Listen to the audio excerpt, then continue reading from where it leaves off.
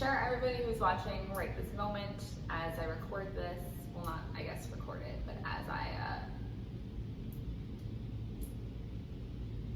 post it, I'm sure everybody who's watching this first day that I post it probably knows who I am.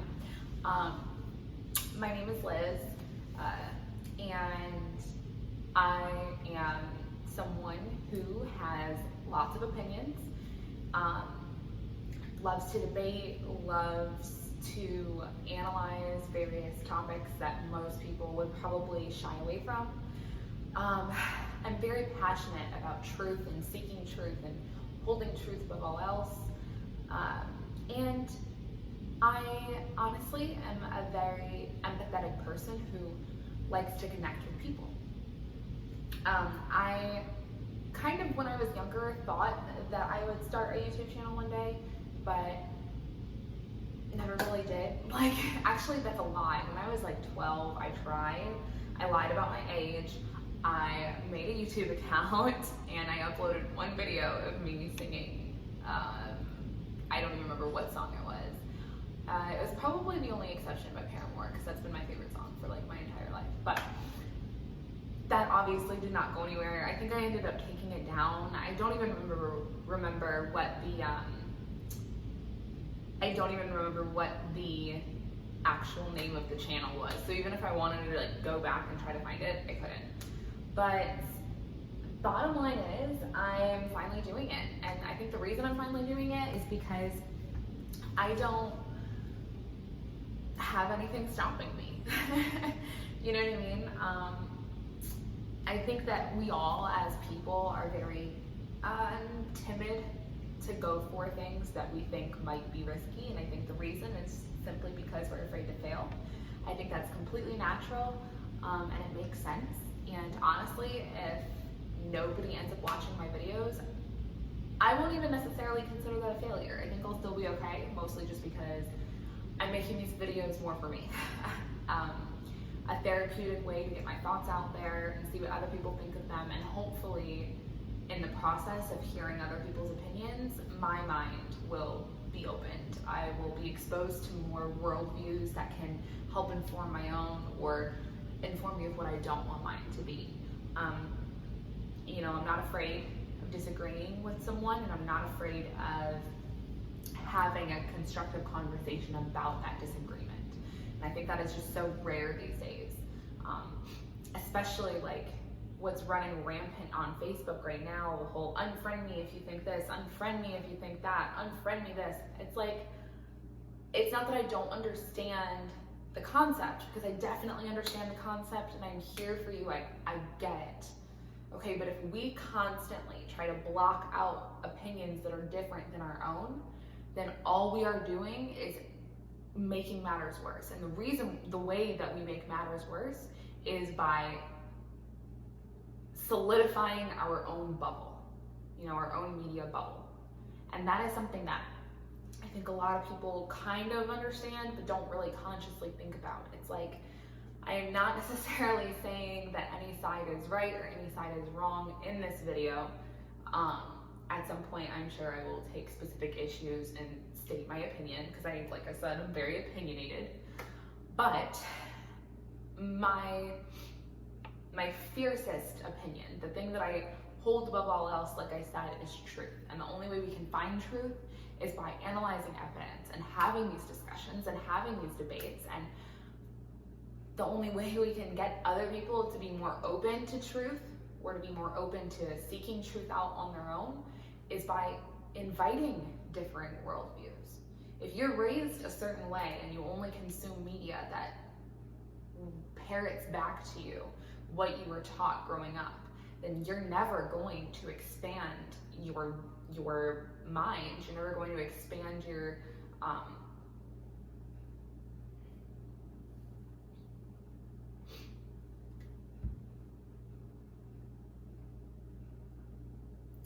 worldview. I just feel like I said worldview too much, but anyway. What was I saying? Oh yeah. Okay. If we don't try to expose ourselves to opinions that are different than our own, and we don't try to put our own biases aside and listen to those opinions, then how can we be sure if what we believe really is the truth? And I'll discuss that in varying ways between politics and religion. I grew up Catholic.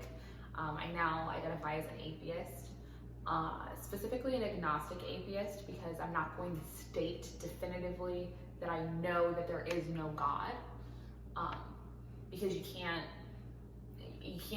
prove a negative. You can't prove that God does not exist. That just simply is impossible. And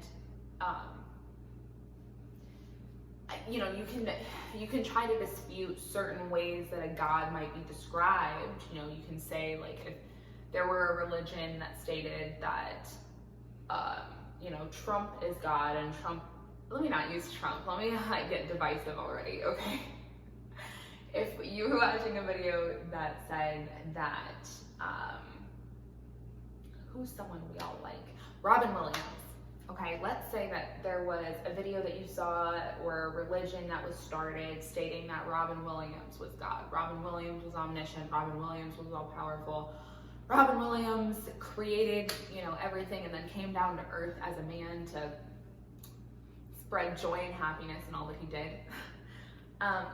There would be a way to, if you were also then to say that because of that body that he has, isn't real, it was just a figment of our imagination, there would be a way to disprove that. There would be a way to prove that Robin Williams is not the God you described, which is how I take certain religions, when it comes to Christianity, when it comes to various sects of Christianity, including, like, for instance, Mormonism, basically all of the Judeo-Christian religions, Judaism, Catholicism, evangelism, Baptists, just all of the hundreds and hundreds of different interpretations of essentially the same texts.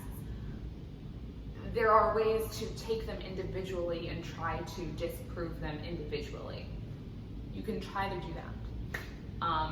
Young Earth creationists, for example, like that, you're wrong. Objectively, you're just wrong, sorry. But that doesn't mean that when you meet someone with that worldview, or when you are exposed to that type of religion, that you should shut it out, embrace it, listen to what they have to say, and then go follow it up with research. Do your own research. We have the internet at our fingertips, and people misuse it all the time. They think that, something from Breitbart or from, CNN exclusively, or from the New York Post, they think that by taking one article from each of these, from any old source that they view as news, is going to help prove a point. They think that that is evidence, and one article just simply is not evidence. Just like one scientific study is not evidence. When they find links between certain things, correlation does not equate causation. And that's why when there's a study that is done in the scientific community, other scientists review the work. They repeat the studies. They do them over and over again to see if they have different data. And then they compare the sets of data. And then other scientists review the compared sets of data and review all the abstracts and review all of the evidence, all of the results. And then as a scientific community, the scientists peer review each other's work. That's how things become fact. That's how we expand the basis of what science is. The theory of evolution, for instance, yes, when Darwin came around and natural selection and all that, that started, obviously, is, I'm sure, very ludicrous to some people. However, after years and years of studies and research and archaeological digs that discover fossils and, utilizing what we know about how evolution must have taken place, and then being able to then make predictions about what types of fossils and what types of bones will be found where, and then going there and then digging them up and then finding those things, that is evidence. that is evidence. But too often people want to see something on Facebook, and because they think it's funny and it supports what they already believe, they share it. It doesn't necessarily mean that they think that everything that's in there is fact. It just means that it sort of supports what they believe and they think that it's funny, so they share it. And now I'm not gonna, become the social media police. I don't necessarily believe in censorship to a degree. However, when you are blatantly spreading inflammatory misinformation and you want to try to play the free speech card, it doesn't sit well. But anyway, I digress. All of this was really just to say that I am excited to start posting. I'm gonna probably try to do it daily. I'm gonna try to keep them a little shorter than what this one is. This one's probably gonna be close to like 15 minutes, 10, 15 minutes. I'm gonna try to keep them like around the 8 to 10 minute mark for right now. Unless I'm like reacting to a video or reacting to a debate or something like that. If you want to see what I have to say, if you want to leave angry comments after you hear what I have to say, if you want to offer different viewpoints that I can then absorb and maybe respond to, I would really enjoy that. Like I said, I kind of just want to expand my community of knowledge. I want to expand my community of experiences. I want to hear more from people that I either don't necessarily agree with or just haven't heard viewpoints from yet. I really feel good about this. I think this is going to be very, very therapeutic for me. It might be very annoying for you, but that is what it is. And yeah, I'm not good at intros, I'm not good at outros. I mean, like you saw me at the beginning, I was just kind of like, hey. And outros, I think, quite frankly, are just kind of a waste of time.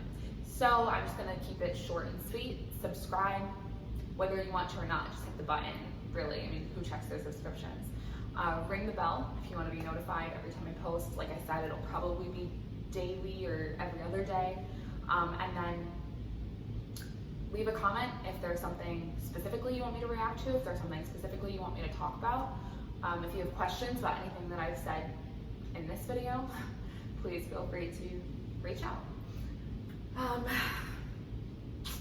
This is Liz, just Liz, and thanks for your support. I think that would be fun. I think that would be positive. Whatever I can do to help bring people together. So, like I said, like it, subscribe, share it. For somebody who doesn't like outros, I know that was a really long outro, but whatever. Okay, thanks all.